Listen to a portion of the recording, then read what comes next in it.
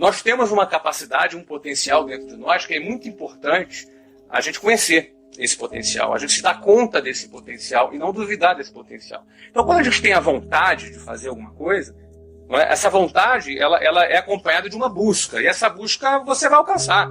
Você vai definir. Oportunidades tem muitas por aí. Você tem oportunidade de negócios online, você tem oportunidade de negócio offline, você tem oportunidade de negócio na área da indústria, na área de produtos, na área de serviços. Cada oportunidade dessa, obviamente, vai ser acompanhada de uma necessidade de investimento, não é? Para você fazer aquela ideia acontecer. Mas uma coisa é certa, aí já é um outro departamento. Mas primeiro vem a vontade, depois a escolha. E essa oportunidade você vai se esbarrar com ela. Eu nunca, por exemplo, imaginei que eu fosse trabalhar com curso de inglês. Eu não planejei quando eu era pequenininho, quando eu crescer eu vou abrir uma escola de inglês. Não é assim que o negócio acontece. Não é? Eu estava lá tranquilo fazendo o meu curso de ciência da computação e comecei a trabalhar com curso de inglês e me deparei com uma oportunidade. Eu enxerguei as transformações que estavam acontecendo no mercado brasileiro, a entrada das empresas internacionais, o início da globalização. Menos de 3% da população brasileira falava inglês. O inglês se tornou fundamental para que alguém crescesse profissionalmente, pudesse conquistar novos cargos numa empresa multinacional, por exemplo. Eu enxerguei essa oportunidade e começamos a desenvolver um sistema de ensino que não levasse 7, 8, 9 anos de duração, porque quem está no mercado de trabalho não pode levar 8 anos para aprender inglês, o cara está morto. Eu não planejei trabalhar no curso de inglês. O meu planejamento, quando eu comecei a trabalhar no curso de inglês, era: eu preciso ganhar um dinheirinho para pagar o restaurante e o cinema da minha namorada. Eu tinha 19 anos de idade e ela tinha 16 anos na época, e eu não queria depender dos meus pais, eu queria um dinheirinho para pagar cinema, pagar restaurante para minha namorada. Esse era o meu objetivo, esse era o meu planejamento. Só que no caminho, no rumo, ao conhecer, ao me aprofundar, ao trabalhar na área comercial dessa escola de inglês, eu enxerguei uma oportunidade. Não é? E em cima dessa oportunidade, aí eu já comecei a fazer um planejamento. Entendeu? E aí daí vem a execução desse planejamento. Voltando àquela primeira pergunta, eu também não tinha dinheiro. Eu não tinha dinheiro, eu não tinha um recurso da minha família, meus pais não tinham condições de me ajudar, eles me davam só apoio moral, não tinham condições de me dar apoio financeiro, mas eu tinha um projeto. Então, meu primeiro objetivo, meu primeiro recurso, eu chamei um amigo, apresentei para ele a minha ideia.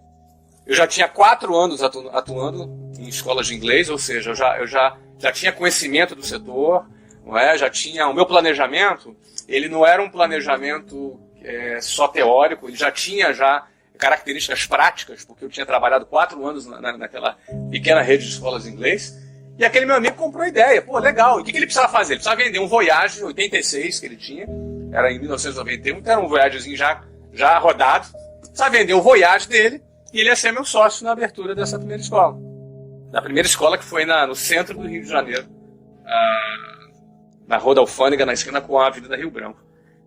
Só que o seguinte, 3 semanas antes da gente já começar a fazer já os aportes, o meu amigo amarelou. Ele ficou com medo de perder o Voyage dele. Aí amarelou. O cara amarelou, o cara ficou com medo. Deu um pavor no cara lá e ele saiu fora. E eu fiquei na mão. Eu já tinha pedido demissão do meu trabalho, já tinha um grupo de pessoas que estavam acreditando em mim, que iam ser os primeiros funcionários, já aguardando a inauguração da primeira escola. Sim. Não é?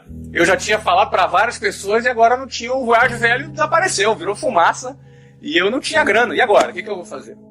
Eu precisava do recurso. Então, primeiro vem a vontade, depois você define o projeto, aí eu posso dizer, aí você precisa do recurso. No meu caso, eu tinha definido o recurso, o cara vendeu o Voyage dele lá, ia botar mais um dinheirinho lá e estava resolvido o problema. De repente eu fiquei sem capital, sem o meu capital inicial. Não é?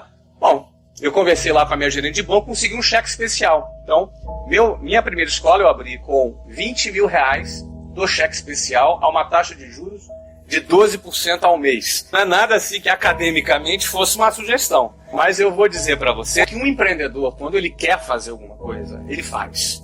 Quando ele quer fazer alguma coisa, ele arruma um jeito de fazer. Não é? Essa é a questão. A vontade, a certeza do cara, quando ele acredita no negócio dele, ele é tão grande, isso toma conta dele, que aqueles 12%, que cá para nós é um juros extorsivo ao ano, em juro composto deve dar quase 1000% ao ano, é um absurdo. não é? Você cobrar 12% ao ano, né?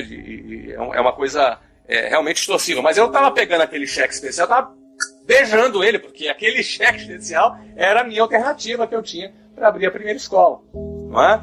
Então, eu considero que... Agora, por quê? Porque a minha vontade estava muito definida. Sim. Eu tinha um outro capital, que era um capital intelectual, um capital de experiência, um capital de conhecimento, porque o meu trabalho era um trabalho na área comercial, e nessa empresa o meu trabalho era fazer a captação de alunos, né? Então eu era responsável lá nessa empresa por captar novos alunos para a escola. Então, para mim, isso foi muito importante, porque tudo bem, os 20 mil reais deu para comprar umas cadeiras, botar uns quadros, dar uma pintura lá e começar a primeira escola. Tá, mas e como é que eu pagava o aluguel de 400 metros quadrados, o andar inteiro, na Rua da Alfândega, esquina com a Avenida Rio Branco, no Rio de Janeiro, um endereço nobre? Como é que eu pagava o aluguel? Mas antes disso, né, como é que eu aluguei esse espaço? Eu tinha que encontrar um louco, depois de eu tentar em 15, 20 imóveis e ninguém querer me alugar, porque eu não tinha fiador, porque eu não tinha garantia, não é? E aí, até a hora que eu encontrei um louco, que topou. Eu contei a história para ele, ele acreditou e ele topou. Agora, o detalhe é que eu devo ter tomado uns 30 nãos, né? Sim. A questão é, quantos não teriam desistido no 10º não? No 20º não? No 29º não? Não é? Eu sabia, por isso que eu te falo, a vontade, isso não é autoajuda não, entendeu, gente? Isso é prática, é uma coisa muito prática. A vontade de alguém que quer empreender, ele é um fator muito determinante, especial em situações adversas como essa. Eu não tinha fiador. Na realidade, assim, eu tinha um fiador que era meu pai, que era um apartamento que custava na época talvez 35 mil reais na periferia do Rio de Janeiro, que não garantia nem 3 aluguéis de condomínio e IPTU junto. Ou seja, não é garantia.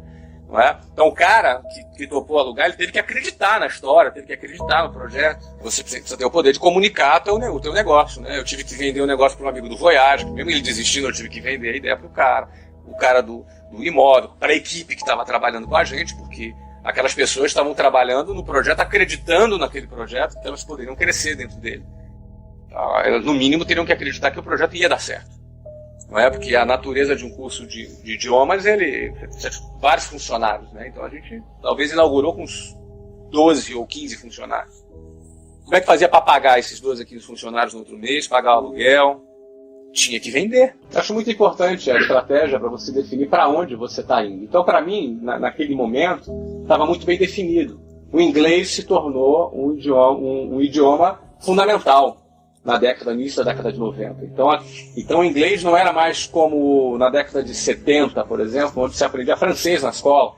Era algo desejável. Não, ali na década de 90, o inglês se tornou algo fundamental. As pessoas precisavam falar inglês para poder crescerem e terem acesso, depois veio a internet, acesso a conteúdos e por aí vai. Não é? Então, esse é o primeiro ponto que era parte da estratégia, o macro, né? O posicionamento do inglês no Brasil e no mundo. Segundo, o posicionamento do nosso produto. Nós criamos um produto fora da caixinha. As escolas de inglês trabalhavam ensinando inglês para crianças e adolescentes. A gente criou um curso para adultos. Porque o curso para adultos, dentro desse contexto, era um curso que precisava ter outras características. Eu não podia botar um adulto junto com uma criança em sala de aula. Então eu tinha que tinha que formatar todo um modelo operacional para aquele público adulto, de maneira a atender às necessidades dele. Em primeiro lugar, um curso mais rápido. O adulto não quer ser professor de inglês. O cara é engenheiro, ele quer ser professor de inglês? Ele não quer. Se ele quiser ser professor de inglês, ele faria letras. Então, como ele é engenheiro, ele quer aprender inglês rápido. Agora, o que eu vou ensinar para esse cara? Eu vou ensinar para ele as regras gramaticais, a análise sintática, os sistemas de formações linguísticas, morfologia. Eu vou ensinar para ele o que é necessário para ele falar, ler, escrever e atingir o objetivo dele. Então, por isso que a WhatsApp criou um curso de 18 meses. Então, isso era parte da estratégia. Um produto que oferecesse ao público adulto uma solução mais rápida para ele. Não é? Então, uma vez definido isso, aí a gente foi para a parte operacional. Precisa ser um curso com flexibilidade de horários, precisa ser um curso que atendesse, que não misturasse, que não botasse criança junto com adultos, que tivesse uma turma homogênea. Não é? Então, tudo isso fez parte da estratégia. Uma vez que a gente definiu, e no meu caso, por exemplo, eu já trabalhava há 4 anos no setor, sim. Então eu já tinha o termômetro, né? Então, assim, uma vez definido isso, a estratégia agora é trabalhar. É meter a mão na massa e fazer acontecer. entendeu? Tem gente que às vezes gosta de ficar no ar-condicionado, né? Não, eu estou fazendo estratégia. Entendeu? É o cara preguiçoso tirando onda de intelectual, entendeu? Tem hora que tem que trabalhar, tem hora que é mão na massa. Está definida a estratégia? É mão na massa. Mão na massa era o quê? Vender. Foco era o quê? Captar alunos. Não é? E prestar um bom serviço. Então tinha que captar alunos e prestar um bom serviço. Como você pode transformar o seu tempo na internet em dinheiro no bolso todos os dias? Clique no link que está na descrição ou no primeiro comentário e descubra antes que esta oportunidade saia do ar.